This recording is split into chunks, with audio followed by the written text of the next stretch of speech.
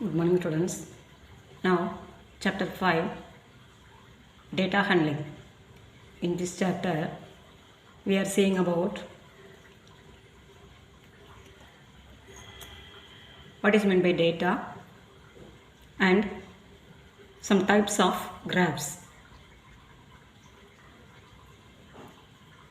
Chapter 5ல நம்ம எதை பற்றி பார்க்க போகிறோம் அப்படின்னா டேட்டானா என்ன, தென் இந்த டேட்டாஸ் யூஸ் பண்ணி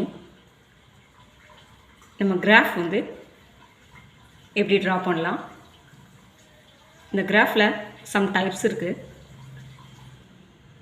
இது ஒவ்வொரு கிராஃப் டைப்லேயும் டேட்டாஸ் எப்படி ரெப்ரசன்ட் பண்ண போகிறோம் அப்படிங்கிறதான் பார்க்க போகிறீங்க.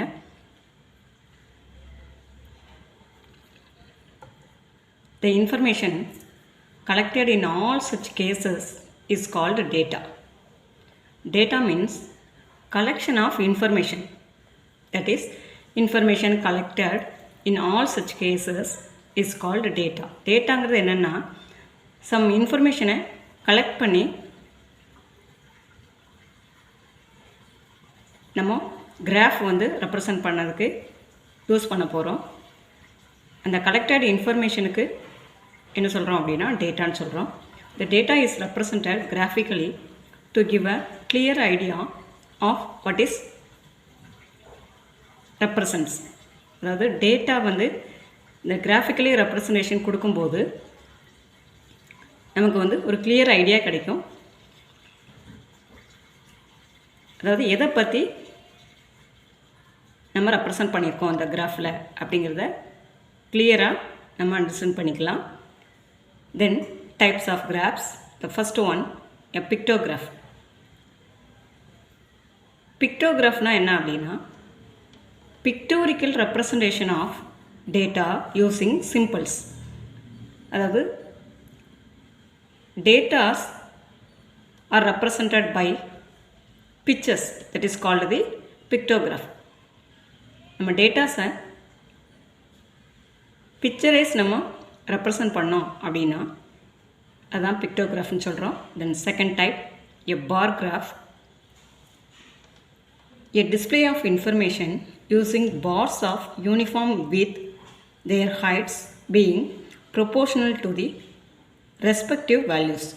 அதாவது பார் கிராஃப் அப்படின்னா எப்படி இருக்கும் அப்படின்னா like this is a example of bar graph. This is an example of double bar graph. Then organizing data. Organizing data means arranging data. Data mostly available to us is in an unorganized form called raw data. அதாவது அடுத்து நம்ம பார்க்க போகிறது என்னென்னா organizing data. Organizing data means டேட்டாஸை எப்படி arrange பண்ணலாம் அப்படிங்கிறது தான். அந்த அன்ஆர்கனைஸ்டு ஃபார்மில் இருக்கிற டேட்டாஸ்க்கு நேம் என்ன அப்படின்னா raw data.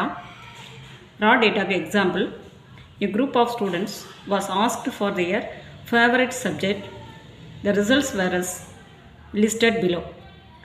அதாவது some group of students அவங்களோட ஃபேவரட் சப்ஜெக்ட் என்ன அப்படின்னு கேட்டு நம்ம எழுதியிருக்கோம். that is a unorganized data as a raw data form like this. இந்த 4 லைன்ஸில் இந்த சம் ஸ்டூடெண்ட்ஸோட ஃபேவரட் சப்ஜெக்ட்ஸ் என்ன அப்படின்னு கேட்டு நம்ம கலெக்ட் பண்ணி எழுதியிருக்கிறது தான் டேட்டா. அதுவும் ரா டேட்டா ஃபார்மில் இருக்குது. Now we arrange the data using tally mark. இப்போ அதை அரேஞ்ச் பண்ணுறதுக்கு எதை யூஸ் பண்ணி நம்ம அரேஞ்ச் பண்ண போகிறோம் அப்படின்னா டேலி மார்க்ஸ் யூஸ் பண்ணி அரேஞ்ச் பண்ண போகிறோம். That is organising data. This a tally chart.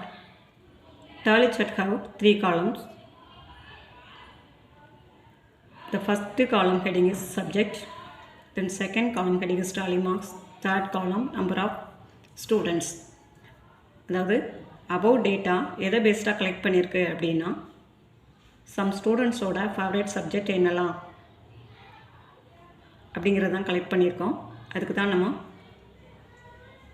Arrange பண்ணுறதுக்கு இந்த டாலி சார்ட் க்ரியேட் பண்ணுறோம்.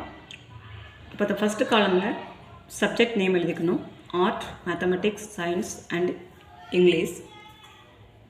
தென் செகண்ட் காலம் டேலி மார்க்ஸ். இப்போ ஆர்ட்டுங்கிற சப்ஜெக்ட் ஃபேவரட் சப்ஜெக்ட்னு எத்தனை ஸ்டூடெண்ட்ஸ் சொல்லியிருக்காங்க அப்படின்னு நம்ம கவுண்ட் பண்ணி இந்த டேலி மார்க் நம்ம ட்ரா பண்ணுறோம். இல்லை எத்தனை ஸ்டூடெண்ட்ஸ் ஆர்ட் ஃபேவரட் சொல்லியிருக்காங்க அப்படின்னா 1 2 3 4 5 தென் 6 7. இந்த ஸ்லாண்டிங் லைனையும் நம்ம கவுண்டிங்கில் எடுத்துக்கணும். ஸோ த நியூமரிக்கல் வேல்யூவாக தேர்ட் காலத்தில் எழுதணும் நம்பர் 7. அதே மாதிரி mathematics 5 students, science 6 students, English 4 students. இந்த 5ங்கிற 5th லைனை ஸ்லாண்டிங்காக தான் போடணும். ஸ்டாண்டிங் லைனாக நம்ம போடக்கூடாது. That tally mark. Here the number of tallies gives the number of students. The number of tally marks இந்த கவுண்டிங் பண்ணி நம்ம சொல்கிறோம் நம்பர் 7ன்னு. அதுக்கு மீனிங் என்ன அப்படின்னா நம்பர் ஆஃப் ஸ்டூடெண்ட்ஸு. அதான் இங்கே நம்ம 7ன்னு எழுதுகிறோம். Who like that particular subject is known as the frequency of that subject. The numerical value, அதுவும் தேர்டு காலத்தில் நம்பர் ஆஃப் ஸ்டூடெண்ட்ஸ் எழுதுகிறோம். இந்த காலத்துக்கு தான் என்ன சொல்கிறோம் அப்படின்னா ஃப்ரீக்வன்சி. அதாவது art subject 7, then mathematics 5, science 6, then subject English 4. This third column is called the frequency. That frequency gives the number of times that a particular entry occurs. The frequency அப்படிங்கிறது என்ன அப்படின்னா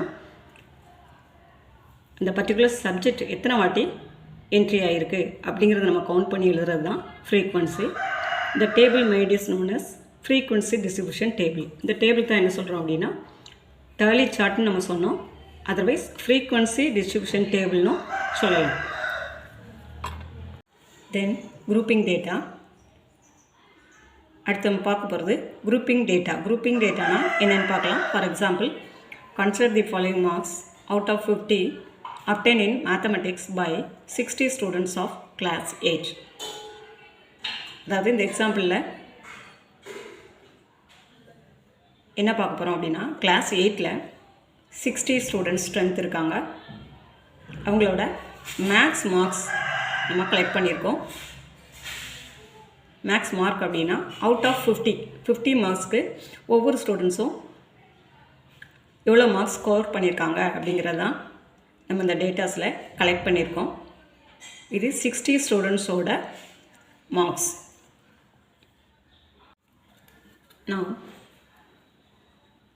to formed grouped frequency distribution table. அதாவது நம்ம above collection of informationக்கு என்ன form பண்ணியிருக்கோம் அப்படின்னா grouped distribution table அதை form பண்ணியிருக்கோம். இப்போ grouped distribution table அப்படின்னா the table also having 3 columns.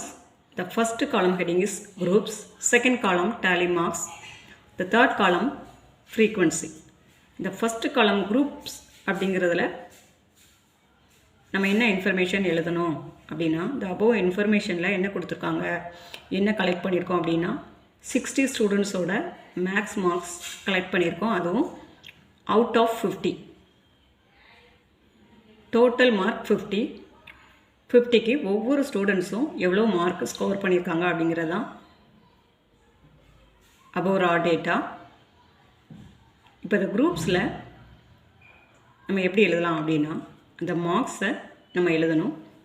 அதுவும் 60 ஸ்டூடெண்ட்ஸ்க்கு நம்ம நார்மலாக இன்ஃபர்மேஷன் கலெக்ட் பண்ணோம் அப்படின்னா ஒவ்வொரு ஸ்டூடெண்ட்ஸ் நேமே எழுதி அவங்க ஒவ்வொருத்தரும் 50 மார்க்ஸ்க்கு எவ்வளோ ஸ்கோர் பண்ணியிருக்காங்க அப்படின்னு செப்ரேட்டாக எழுதுவோம்.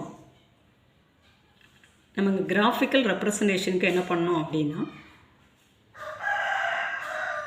இந்த டாலி மார்க் யூஸ் பண்ணி நம்ம ரெப்ரசன்ட் பண்ணுறதுக்கு குரூப்பிங் ஃபார்ம் ஃபாலோ பண்ணி நம்ம இதில் ரெப்ரசன்ட் பண்ணியிருக்கோம். அப்போ இந்த மார்க்ஸை 0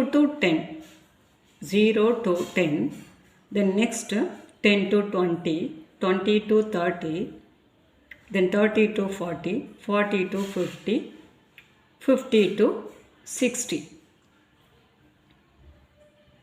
அதாவது 60 ஸ்டூடெண்ட்ஸு, டோட்டலாக 60 ஸ்டூடெண்ட்ஸு. அதில் 0 to 10 மார்க்ஸ் வரைக்கும் எடுத்த ஸ்டூடெண்ட்ஸு எவ்வளவு? இந்த 60 ஸ்டூடெண்ட்ஸை குரூப் வைஸ் டிவைட் பண்ணியிருக்கோம். இப்போ 0லேருந்து 10 வரைக்கும் மார்க் எடுத்தவங்க எத்தனை ஸ்டூடெண்ட்ஸ் அப்படிங்கிறதாங்க எழுதியிருக்கோம். இப்போ 0 to 10 அதில் எத்தனை ஸ்டூடெண்ட்ஸ் மார்க் வாங்கியிருக்காங்க அப்படின்னா 2 students. 50 மார்க்ஸுக்கு 0 to 10 between 0 to 10 mark வாங்கினவங்க 2 ஸ்டூடெண்ட்ஸ். அதே மாதிரி 10 to 20 10லேருந்து 20 மார்க்ஸ் வரைக்கும் ஸ்கோர் பண்ணவங்க 10 students. 20 to 30 21 students. 30 to 40 19 students. 40 to